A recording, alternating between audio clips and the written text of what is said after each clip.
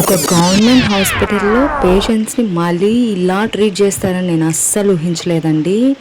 నేనైతే first time shock అయిపోయా. అసలు ఏం జరిగిందో తెలుసుకోవాలని అనిపించట్లేదా మీకు? అలా అయితే ఫుల్ వీడియోలోకి వచ్చేసేయండి. థ్యాంక్ యూ అండి, నా మాటకు వాల్యూ ఇచ్చి మీరు ఫుల్ వీడియో చూడడానికి వచ్చినందుకు. Welcome to my channel Divyaram vlogs. First time మీరు నా ఛానల్ చూస్తున్నట్లయితే ముందు మీరు నన్ను సబ్స్క్రైబ్ చేసుకుంటేనే ఫర్దర్గా మీకు నా వీడియోస్ వస్తాయండి. తప్పకుండా యూస్ఫుల్ ఇన్ఫర్మేషన్స్ నేను ఇస్తూ ఉంటాను. ప్రతిదీ కూడా మీకు యూజ్ అవుతుంది. మీకు తెలియనివి నాకు తెలిసినవి ఒకరినొకరం షేర్ చేసుకోవడానికి మనకి ప్లాట్ఫామ్ అనేది యూజ్ అవుతుందని నేను భావిస్తున్నాను. ఇప్పుడు మనం మన అసలైన టాపిక్ గురించి మాట్లాడుకుందాం. అసలు ఏమైందంటే 3 months బ్యాక్ మా అత్తయ్యకి కొంచెం హెల్త్ ఇష్యూ వచ్చిండే.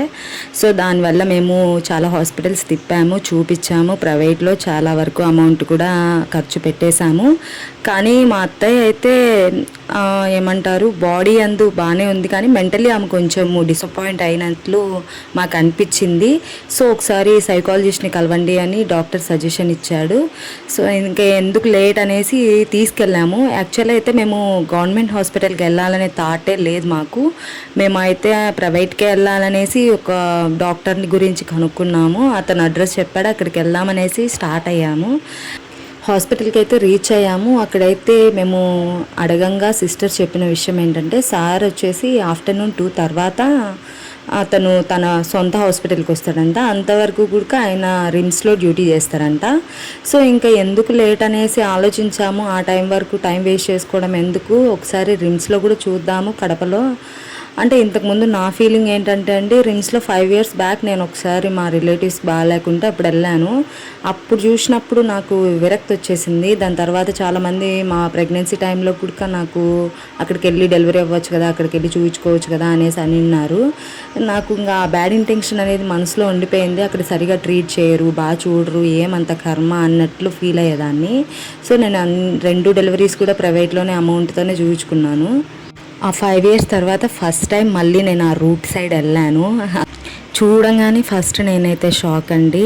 చాలా అంటే చాలా 5 years బ్యాక్ ఇప్పటికీ చాలా మారిపోయింది అక్కడంతా.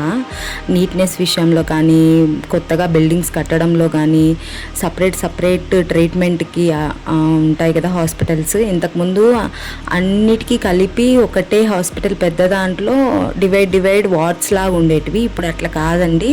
ఏ సెక్షన్కి డివైడ్గా బిల్డింగ్స్ కట్టారు. సో చాలా నీట్గా, చాలా మంచిగా మెయింటైన్ చేస్తున్నారు అక్కడ. తెలియని వారి కోసం సజెషన్ ఇవ్వడానికి కూడా హెల్పర్స్ కూడా ఉన్నారు. ఫస్ట్ అయితే మేము వెళ్ళగానే కనుక్కోలేకపోయామండి. ఏంటంటే ఎవ్వరికి, నాకు ఐడియా లేదు, మా తోడుకోడలికి ఐడియా లేదు హాస్పిటల్ గురించి. మాతో వచ్చిన డ్రైవర్ అంటే మేము ఆటో తీసుకెళ్ళాము సొంతంగా. బస్సులు ఇవి తిరగడం కొంచెం కష్టం అవుతుంది అనేసి. మాకు తెలియదు కదా అక్కడ ఇంత డీటెయిల్గా చెప్తారని తెలియదు. 2-3 బిల్డింగ్స్ తిరిగాము. కాకపోతే ఈమెకు సంబంధించిన జబ్బుకు మేము వెళ్ళిన చోట డాక్టర్స్ అక్కడ ఉండరు. ఇంకా లేదు, తిరిగేసి బయటకు వచ్చేసాము. ఎందుకు కనుక్కోలేకపోతున్నాం, మనము ప్రైవేట్కి వెళ్ళి ఆ టైం వరకు ఉండేసి చూసుకొని వెళ్దాంలేని బయటకు వచ్చే ముందర ఒక హెల్పర్ అక్క వచ్చింది. వచ్చి ఎక్కడికి వెళ్ళాలండి మీరు, ఏ డాక్టర్ని మీట్ అవ్వాలి అనేసి అడిగింది. మేము చెప్పాము డాక్టర్ నేమ్.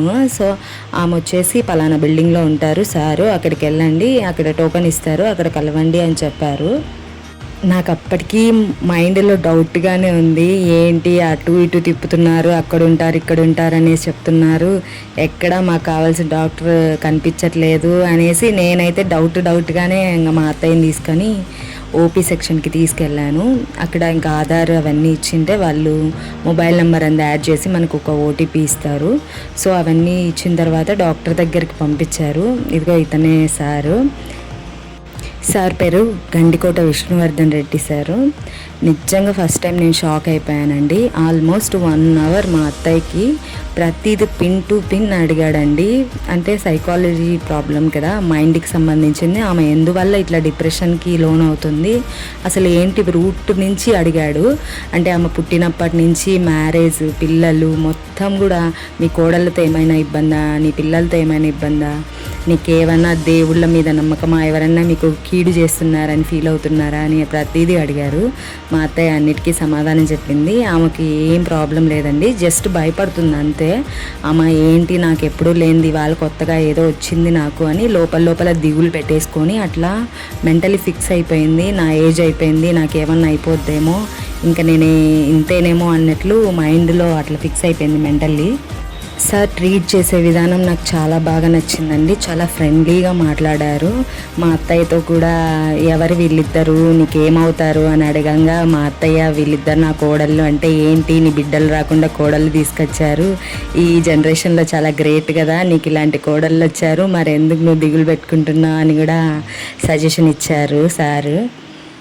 మొత్తానికి నేను చెప్పొచ్చేది ఏంటంటే అండి, గవర్నమెంట్ హాస్పిటల్స్ అంటే మనము తక్కువ అంచనా వేయాల్సిన అవసరం లేదు. ప్రజెంట్ చాలానే మారిపోయాయి. మనం ఎప్పుడో ఎక్కడో ఒక చోట చూసిన కొన్ని సంఘటనలను బట్టి అన్ని హాస్పిటల్స్ అట్లనే ఉంటాయి అనుకోవడం మన పొరపాటు. సో మన స్టేటస్ ఏదో తగ్గిపోతుంది, మనకేంటి డబ్బు ఉంది కదా అని ఇట్లా ఆలోచించడం కన్నా ఫ్రీగా వచ్చే వాటిని కొంచెం యూజ్ చేసుకుంటే బెటర్ అని నా ఒపీనియన్. ఫర్దర్గా నేను కూడా ఫ్యూచర్లో ఏదైనా ప్రాబ్లం వస్తే రిమ్సే ప్రిఫర్ చేయాలని చూస్తున్నా. ఎందుకంటే ఉన్నాయి కదా స్పెషలిటీస్, ఎందుకు యూజ్ చేసుకోకూడదు? మనలాంటి వాళ్ళ కోసమే కదా ఇలాంటివన్నీ పథకాలు పెట్టింది. సో మనం యూజ్ చేసుకోవాలండి, మనం ఏదో స్టేటస్కి పోయి అట్లా చేయకూడదు. ఇంకొక మెయిన్ థింగ్ ఏంటంటే అండి, ఇలా గవర్నమెంట్ హాస్పిటల్స్ తిరగడానికి డబ్బు అయితే అవసరం లేదు, కానీ చాలా ఓపికతో కూడుకున్న విషయం అండి. ఎందుకంటే చాలామంది వస్తుంటారు కాబట్టి అందరికీ చూడడానికి టైం పడుతుంది. సో మనకు కూడా ఓపిక ఉండాలి.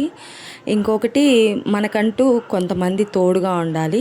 ఐ మీన్ మన చుట్టూ మన వెనకాల నిల్చోడానికి కొంతమంది ఉండాలి సపోర్టివ్గా. ఒంటరిగా అయితే కొంచెం కష్టమేనండి.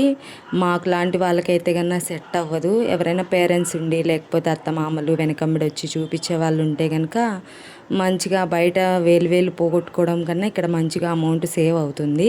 సో ఎవరైనా వెళ్ళాలనుకున్నా నిర్భయంగా వెళ్ళి చూపించుకోవచ్చండి. సో ఇది ఇవాల్టి వీడియో అండి. నెక్స్ట్ వీడియోలో మళ్ళీ కలుద్దాం. ఈ వీడియోలో మీకు ఏదైనా డౌట్స్ ఉన్నా, ఏదైనా ఇన్ఫర్మేషన్ కావాలన్నా నన్ను అడగండి, నేను చెప్తాను, కంపల్సరీ రెస్పాండ్ అవుతాను.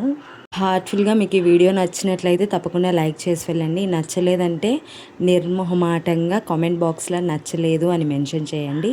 నా మిస్టేక్స్ ఏవో నేను కరెక్షన్ చేసుకునేదానికి ట్రై చేస్తూ ఉంటాను. So thank you so much అండి. నెక్స్ట్ వీడియోలో మళ్ళీ కలుద్దాం. అంతవరకు నా వీడియోని లైక్ చేసి సబ్స్క్రైబ్ చేసి షేర్ చేస్తూ ఉండండి. ఓకే, బాయ్ బాయ్ అండి.